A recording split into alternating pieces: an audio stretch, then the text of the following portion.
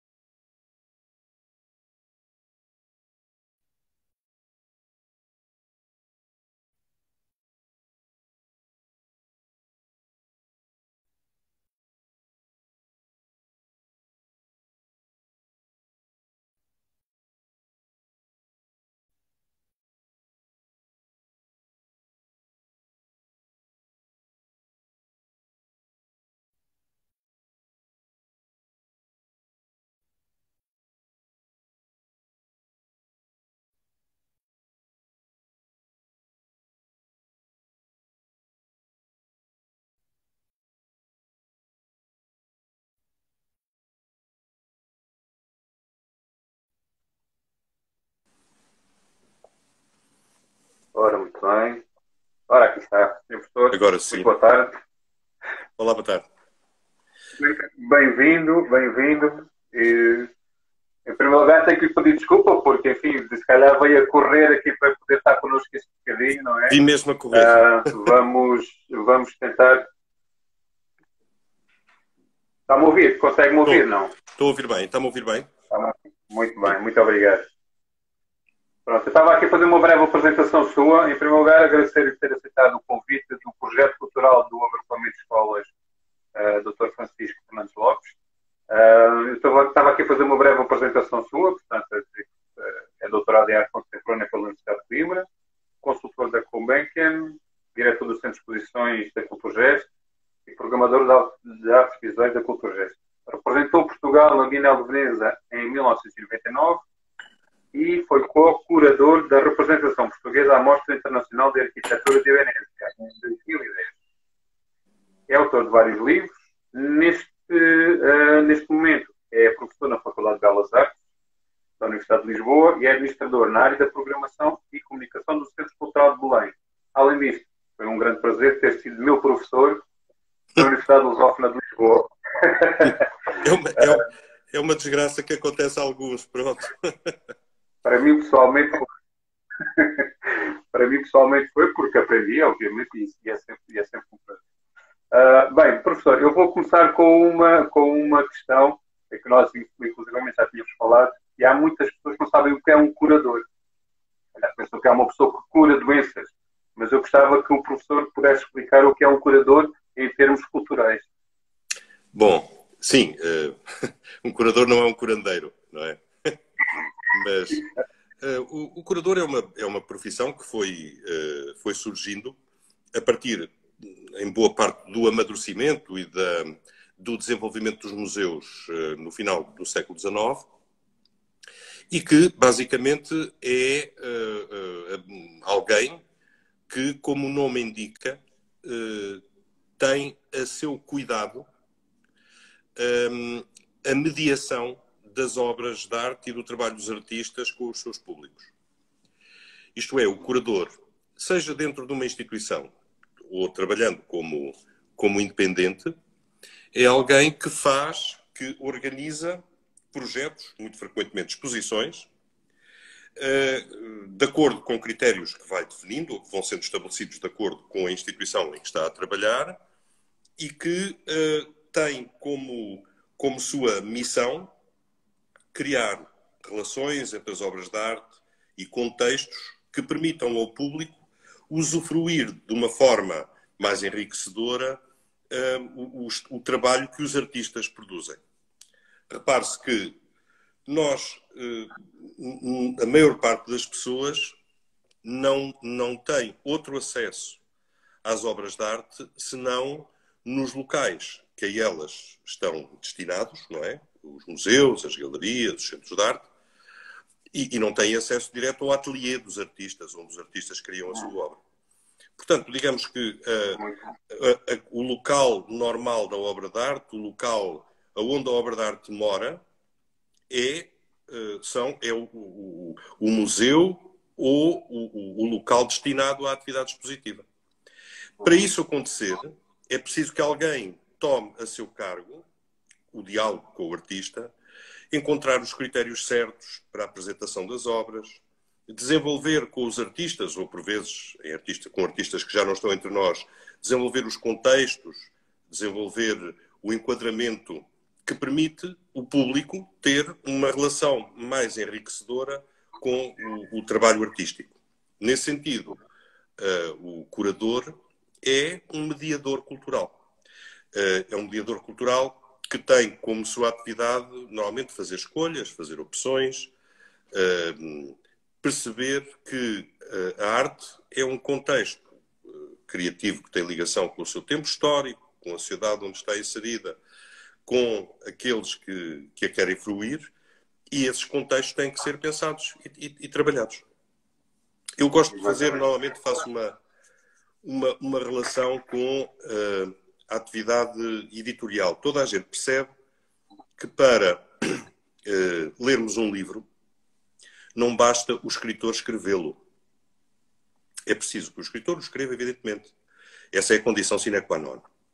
Mas depois do livro ser escrito, o livro tem que ser editado por alguém, tem que haver um revisor a trabalhar com o escritor, tem que haver alguém que faz o design gráfico e a paginação, tem que haver uma tipografia que imprime o livro, tem que haver uma casa de edição que o distribui e que o coloca nas livrarias, tem que haver livrarias que o vendam e o tornem acessível. Para ele chegar à nossa mão, nós podemos comprar o livro e o podemos ler. O circuito artístico, mutatis mutandis, mas também tem um circuito que é equivalente, não é? É preciso também uma série de agentes que fazem com que as obras, do ateliê onde o artista as cria, até chegarem a uma sala de exposições com uma iluminação adequada, com condições de exposição adequadas, tomem conta de todo esse percurso. O curador é um dos profissionais que articula esse percurso. Diga-me uma coisa, então, numa exposição que esteja, imaginando o CCB, uma exposição que seja feita aí, imagina que eu sou um curador, eu é que me vou propor a fazer determinada exposição, ou vocês, quando fazem uma exposição, é que convidam um determinado curador que fica bem naquilo que vocês vão transmitir? Seja aqui na situação do Centro Cultural de Belém. O Centro Cultural de Belém, neste momento, a atividade expositiva do Centro Cultural de Belém é a Garagem Sul, que é um espaço dedicado às exposições de arquitetura. Obviamente que, seja aqui, seja em qualquer outra instituição, existem as duas situações. Existem propostas que são enviadas por curadores. Eu gostava de fazer uma exposição com o artista A, B ou C, ou gostava de fazer uma exposição temática sobre um determinado período, ou sobre uma determinada tendência ou um universo de problemas que fazem parte do mundo contemporâneo, que tem um espelho na arte que é praticada. E, obviamente, que as instituições têm, umas mais, outras menos, abertura para estas propostas. E há, obviamente, as políticas definidas pela própria instituição, com leques de preocupações que são aquelas que as instituições, que os museus, em determinado momento, acham que são as oportunas para serem trabalhadas, para serem mostradas e divulgadas. E, portanto, as situações coexistem. Digamos que, normalmente, as instituições que têm mais curadores, as grandes instituições museológicas, estão menos abertas a propostas exteriores, porque têm na casa profissionais que podem desenvolver as exposições. As instituições mais pequenas, que têm menos profissionais, estão normalmente mais disponíveis para aceitarem propostas exteriores. Muito bem. A programação deste ano do CCB é mundos, sendo que a programação anterior foi entre. Eu imagino que tenha havido que isto queira dizer uma continuação, talvez, do que foi e do que está a ser e, eventualmente, do que será. Explique-nos um bocadinho a escolha destes nomes, não é? E o que são estes mundos.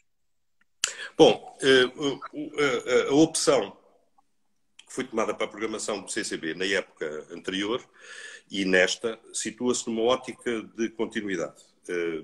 O entre a que se referia a programação da época passada dizia diretamente respeito a duas situações que eram inescapáveis para toda a gente que estava a trabalhar na arte e na cultura, mas também para toda a gente em geral, no conjunto da sociedade em geral.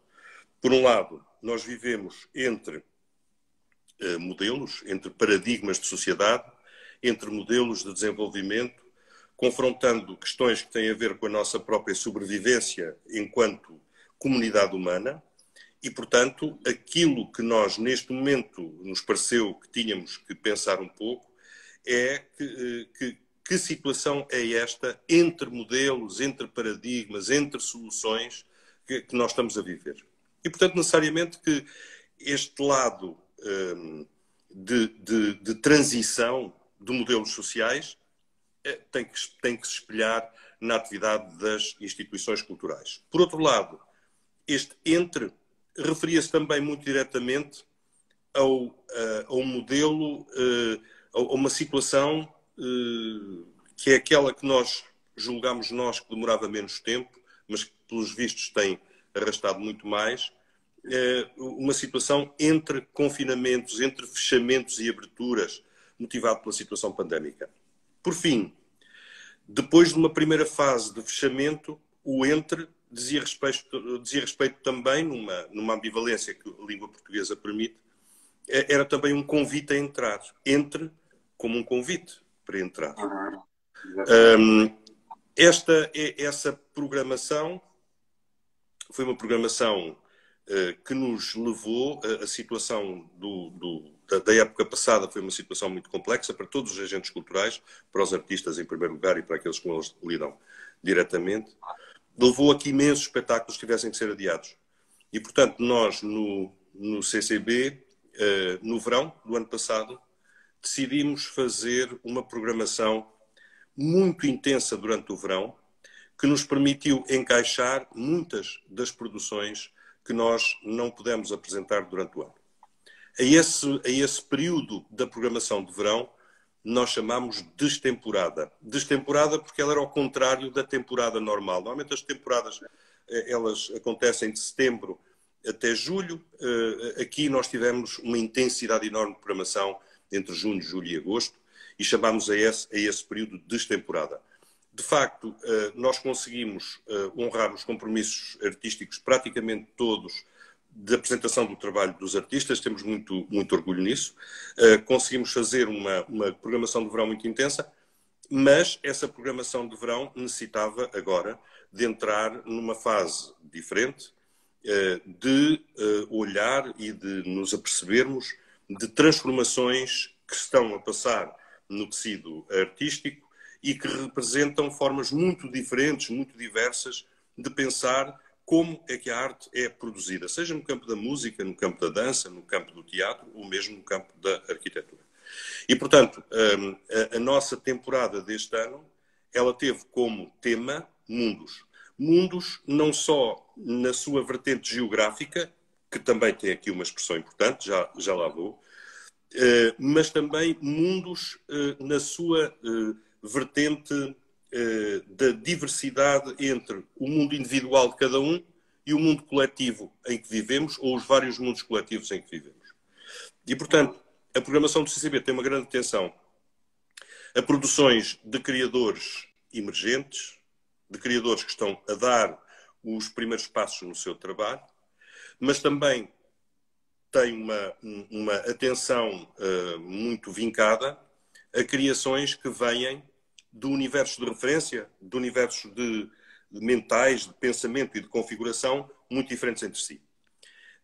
Por outro lado, abrir também para zonas geográficas diferentes também foi a nossa preocupação. E Mundos espelha precisamente essa diversidade. Sabendo que há ainda uma outra característica na programação do Centro Cultural de Belém, que é uma característica para nós muito importante, que é o facto de o CCB, pela sua natureza, até pela sua configuração arquitetónica e pela forma como, com a tipologia de espaços que tem, ele permite realizar trabalho em áreas artísticas bastante diversas e, sobretudo, trabalhos de dimensões muito diferentes.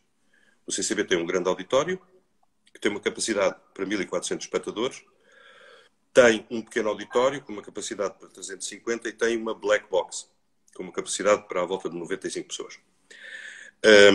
A black box é claramente um espaço experimental. É um espaço onde têm voz criadores mais emergentes, mas também, por vezes, criadores consagrados que querem ter trabalhos mais experimentais, mais íntimos ou de uma relação mais direta com o público.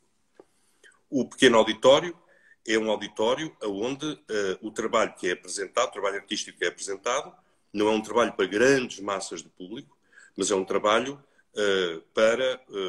ou para públicos mais segmentados, mais individualizados, ou então para artistas que estão numa fase de crescimento, mas já completamente afirmados no seu trabalho. E depois tem o grande auditório, que é um palco, que é uma enorme máquina cénica, tem condições acústicas e lumínicas e de som muito boas, mas obviamente ele só pode ser ocupado enquanto grande máquina produtiva de espetáculos que é por realizações artísticas que tenham também essa dimensão e essa escala. E, portanto, normalmente são artistas mais firmados, com percursos mais consagrados que utilizam ou que são convidados para apresentar o seu trabalho no grande auditório.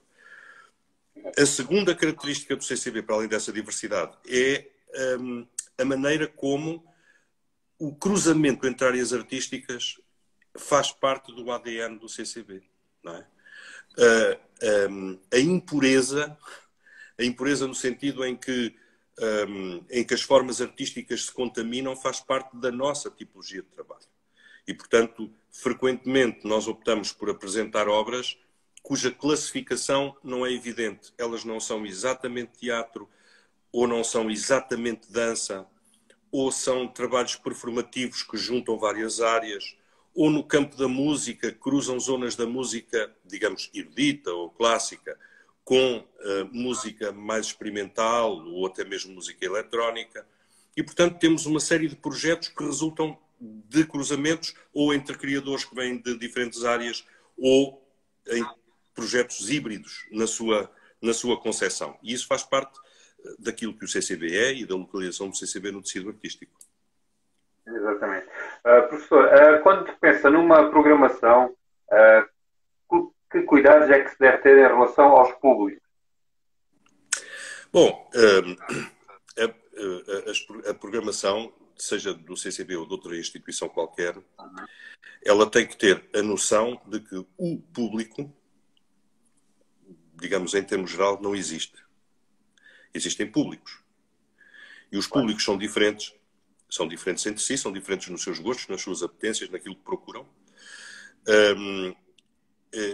E, portanto, é necessário que a programação tome em atenção diferentes apetências dos públicos que nos visitam. E a programação do CCB é um caso muito concreto. Ela pensa muito em diferentes questões que têm a ver com apetências específicas de diferentes públicos. Dou-lhe um exemplo. Nós temos, no campo da música erudita, nós temos um trabalho muito regular com orquestras, com a Orquestra Metropolitana de Lisboa, com a Orquestra Sinfónica Portuguesa ou com a OCP. Temos um trabalho muito continuado. No entanto, nós achamos que há zonas da produção musical que não têm uma atenção tão grande na música clássica, que é, por exemplo, a música de câmara. E damos uma atenção muito particular à música de câmara.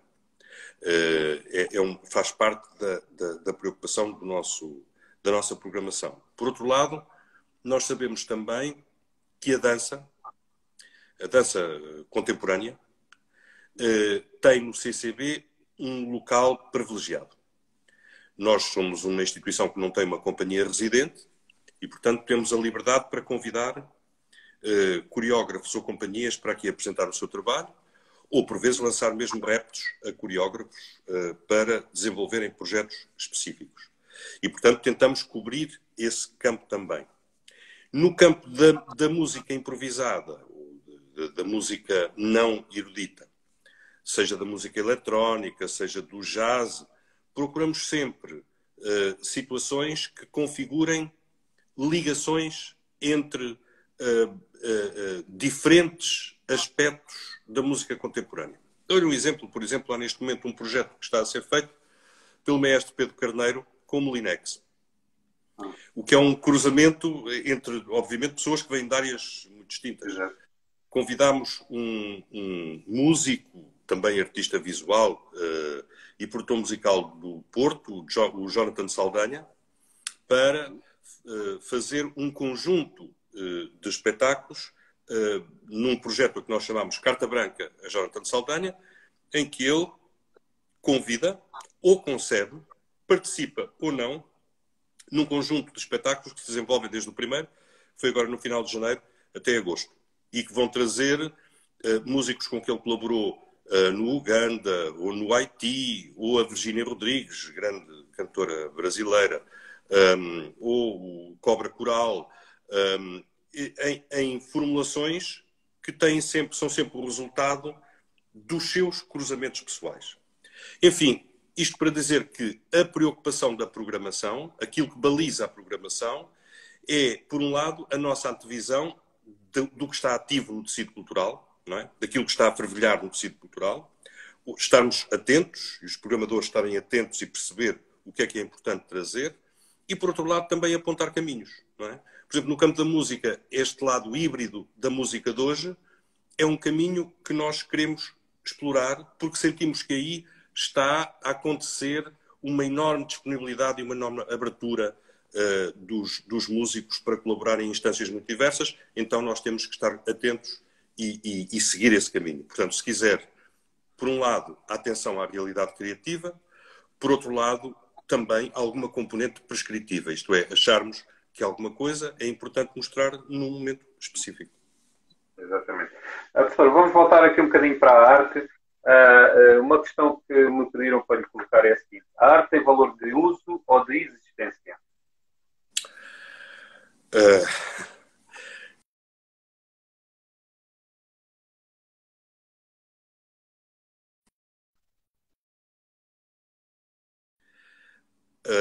O facto de uma determinada entidade ser uma obra de arte dá-lhe um valor de uso enquanto arte. Obviamente que há obras de arte que, com a passagem do tempo e com a sedimentação do tempo, elas ganham um valor de existência próprio. Eu não estou, nem num caso nem no outro, não estou a confundir nenhum destes valores com valores em termos económicos. A arte, quando se sedimenta na memória coletiva, ela tem um valor enquanto existência. Na sua fruição, ela tem um valor de uso enquanto arte. Ela é importante, não por ela resolver nenhum problema social, nem por ela resolver nenhum problema afetivo, nem por ser a expressão de um sentimento, mas porque coletivamente a sua fruição é enriquecedora para aqueles que a fruem, seja no que estimula em termos de pensamento, seja naquilo que ativa em termos de sensibilidade, seja na maneira como ela, por ser arte, e não por ser outra coisa qualquer, ela cria um espaço ficcional, mas também crítico para aqueles que a usufruem, não é?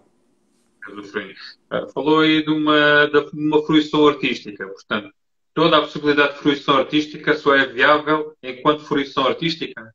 Isso foi uma palavra sua numa entrevista que deu. O que é que pronto, enfim, acha que só pode ser considerada arte se for uma coisa que nós vamos fruir dela, ou uma coisa que esteja escondida dentro de um gabinete não é considerada arte? Ninguém vê. Não. Eu acho que a arte é um fenómeno social e coletivo de partilha. Um texto, um poema, uma pintura, uma composição musical, se ela não é partilhada, se ela nunca foi partilhada, até ela ser partilhada, ela é a expressão de alguém. Exato. Mas, mas é preciso, para pertencer a esse universo da arte, é preciso que ela seja comunicada e partilhada por outros. Pois, exatamente. Enquanto ela não é partilhada por outros, ela é a expressão. Pode ser uma expressão maravilhosa, pode ser uma expressão terapêutica, pode ser uma expressão, seja de que índole for, mas ela é a expressão de alguém. Ela só pertence ao universo da arte a partir do momento em que ela é objeto de fruição, é objeto de apreciação ou de crítica, não é? É exposta aos outros, aos ouvidos, aos olhos ou ao tato de alguém, não é? Exatamente. No caso, eu tinha essa pergunta para te fazer. A arte só pode ser considerada arte quando for vista por alguém, não é? Quando estiver ali guardada. Porque a arte não é uma essência embebida nas coisas. A arte é um fenómeno, é um grande fenómeno social, cultural, antropológico. E é como fenómeno coletivo que a arte é importante para nós. Quando as expressões não são expressões tornadas coletivas, elas até o serem, elas são só o testemunho da subjetividade de alguém.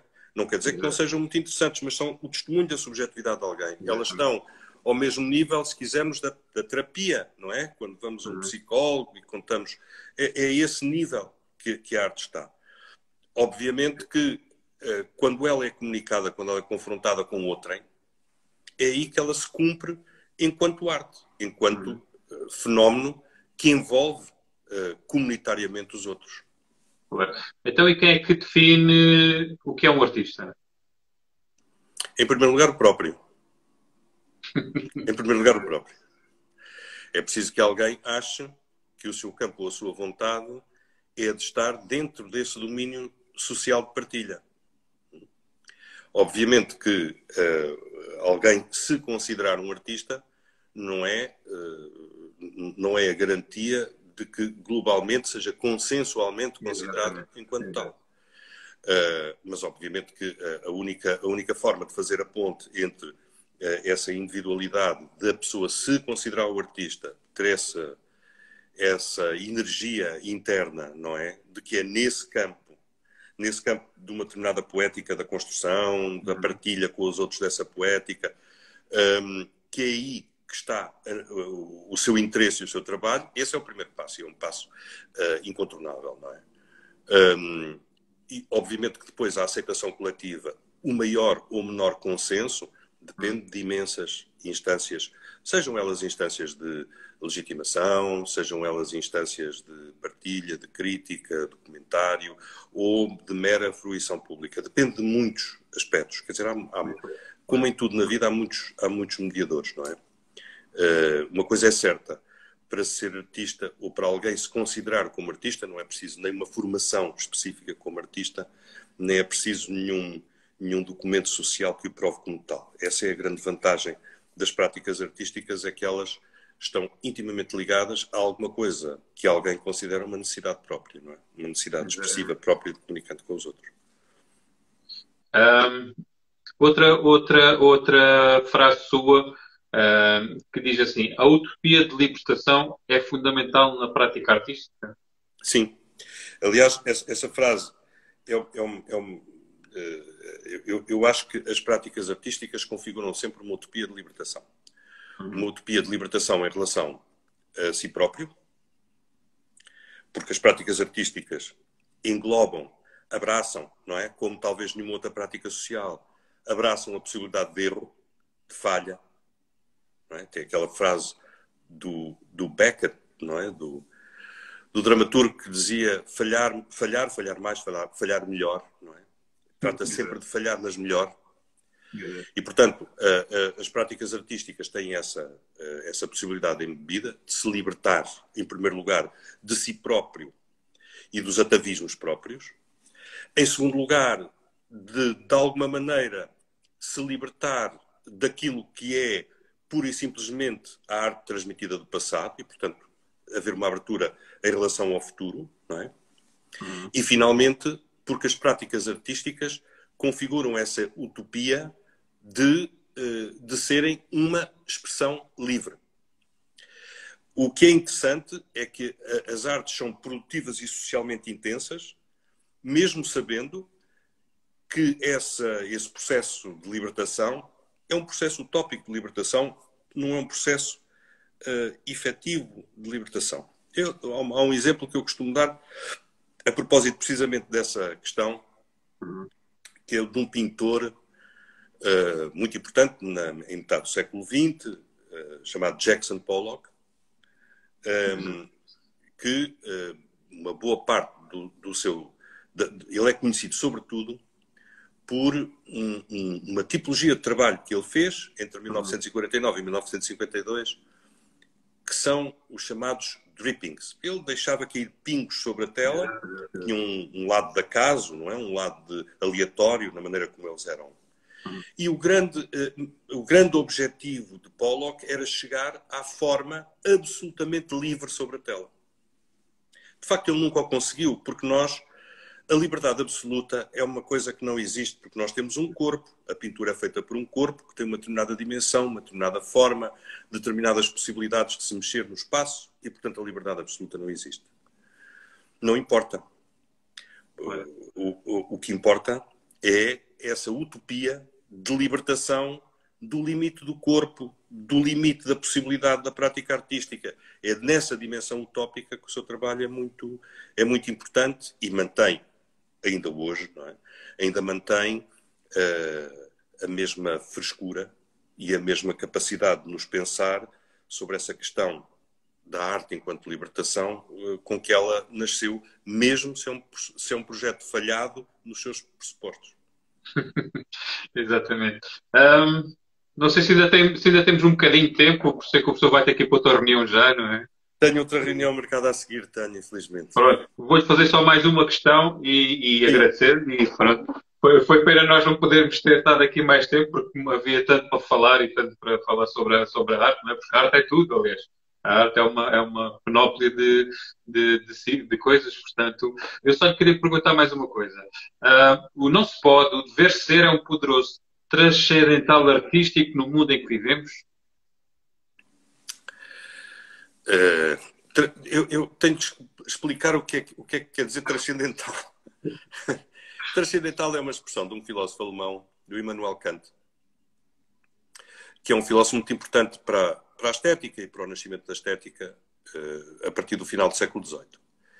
E o Kant passou uma boa parte da sua vida preocupado em perceber quais são as condições de possibilidade de várias atividades humanas, quais são as condições de possibilidade de nós conhecermos o mundo com certeza, de o conhecer, quais são as condições de possibilidade de nós podermos ter uma sociedade livre e justa, quais são as condições de possibilidade de nós nos comportarmos socialmente de uma maneira que seja eticamente boa para nós e para os outros, e também sobre quais são as condições de possibilidade do exercício da nossa sensibilidade. Como é que a sensibilidade... Obviamente que a arte é sempre muito sobre as condições de possibilidade da nossa experiência. É sobre tentar esticar um bocadinho mais as condições de possibilidade do exercício da nossa experiência. Seja por vermos coisas que não vimos antes, por sentirmos sons que não ouvimos antes naquela formulação, por ouvirmos palavras que juntas de determinada maneira produzem sentidos que nunca nos tinham iluminado o pensamento, ou por vermos gestos numa dança que, não pertencendo à nossa linguagem do gesto comum, nos fazem pensar um corpo de outra maneira. Portanto, a arte é sempre sobre as condições de possibilidade, isto é, como é que eu posso ver um pouco mais, ouvir um pouco mais, sentir um pouco mais em termos gerais. E, portanto, inevitavelmente que a arte pensa sobre isto, não é? Como é que eu posso esticar a minha existência enquanto pessoa, ser ou como um corpo num determinado lugar e num espaço. E também como um determinado participante numa determinada comunidade. Não é? E, portanto, a arte é sobre as condições de possibilidade de nós estarmos aqui. Muito bem. Professor, nós temos aqui, para terminar, nós temos vários cursos de arte, de design aqui na nossa escola. Eu gostava que desse uma pequena, enfim, uma pequena palavra a estes alunos que eventualmente irão seguir. Alguns deles poderão até, inclusivamente, ser seus alunos, que vão seguir a arte. E, enfim, o que é que pode dizer a estas pessoas que estão no 12º, 11º, 12º e que o seu futuro será, eventualmente, ligado à arte? Bom, em primeiro lugar, que têm que ter um enorme empenho. Se escolhem uma profissão artística, têm que ter um enorme empenho naquilo que decidiram que querem fazer na vida. A arte não é, ao contrário de outras atividades humanas, ela não nos dá nunca a garantia de que acertamos ou não. E, portanto, a motivação própria, o empenho, não é? São fundamentais, porque a incerteza, se forem bons designers, bons artistas, a incerteza vai-os acompanhar durante toda a vida. E, portanto, é muito necessário essa força interna para poderem continuar. Depois, terem uma enorme disponibilidade em relação ao mundo e uma grande paciência consigo próprios. Eu acho que essas são os três únicos conselhos que eu eventualmente posso dar. Paciência consigo próprio, abertura para o mundo e convicção. E de resto, fazer e fazer outra vez. Exatamente. E fazer sempre o melhor. Professor, em nome do Agrupamento de Escolas Dr. Francisco Fernandes Lopes de Olhão e do projeto cultural que eu e o Pedro Ramalhete, que é o nosso professor de artes da escola, fazemos a coordenação, muito obrigado por este bocadinho que nos deu. Eu é que agradeço por esta oportunidade. Foi um prazer tê-lo aqui connosco e ter falado consigo e até uma próxima oportunidade. Obrigado. Muito obrigado. Até uma próxima. Obrigado.